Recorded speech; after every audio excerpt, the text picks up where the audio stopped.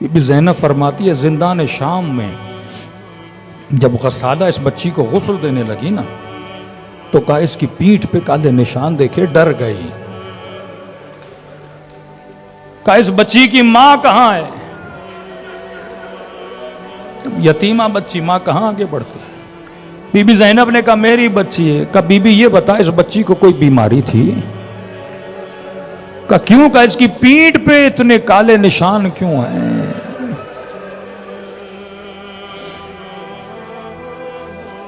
لیکن خدا کی قسم ہے سکینہ کو ان چیزوں کی تکلیف نہیں تھی. کبھی اس بچی نے اس بات پہ نہیں رویا کہ مجھے مارا گیا، تماچے مارے گئے، کھانا نہیں ملا. نہیں، اس بات پہ کبھی شکایت نہیں کی. نہ ہی ان تکلیفوں کی وجہ سے یہ بچی دنیا سے چلی گئی. اہل بیت فرماتے ہیں سب سے بڑی تکلیف اس بچی کو یہ تھی کہ اس کے سامنے اس کے بابا کو مارا جاتا تھا. جس بچی کی ماں نہ ہو، جو صرف بابا کے سینے پہ پلی ہو،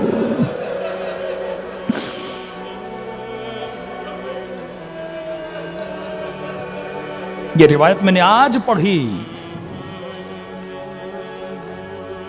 کہ جیسے یہ بچی شہید ہوئی، واقعہ لمبا ہے. خود جناب سکینہ کی شہادت بھی امام زین العابدین کہتے ہیں رومی سپاہی ایک خرابے میں اہل بیت کو بیٹھا، ایسی دیواریں جو 2-3 دن میں گر جاتی ہیں، اہل بیت شہید ہو جاتے ہیں. کہ یہ رومی سپاہی یہ سمجھ رہے تھے کہ ہمیں ان کی زبان سمجھ نہیں آتی، لیکن امام ہے ہر زبان کو سمجھتا. کہتے ہیں یہ اپنی زبان میں کہہ رہے تھے ہم نے اس لیے ان کو یہاں رکھا ہے کہ دیواریں گر جائیں، ہم حادثہ شو کر کے بولیں کہ یہ دنیا سے چلے گئے. اسی رات جناب سکینہ کی شہادت ہوتی ہے اور بی بی کی شہادت کی وجہ سے اہل بیت کو یہاں سے منتقل کیا جاتا ہے کہیں اور. یعنی منجی بنتی ہیں امام زین العابدین کے لیے. سیدہ زینب فرماتی ہیں رات کے اندھیرے میں اس بچی نے خواب دیکھا.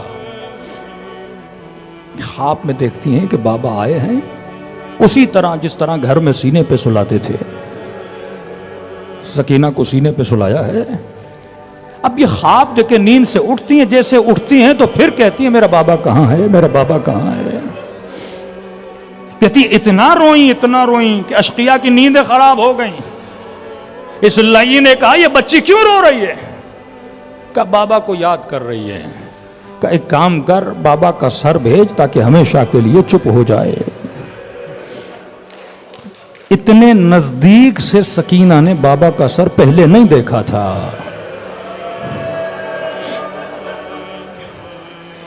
کہتی ہے ظالم جب سر لایا تو زینب روکتی رہی کہ بچی کے پاس نہ لے جا.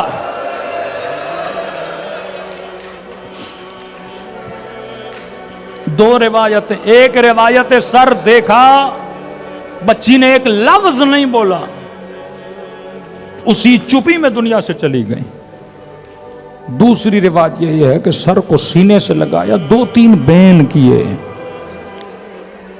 کہ بابا اس کا ہاتھ بڑا تھا.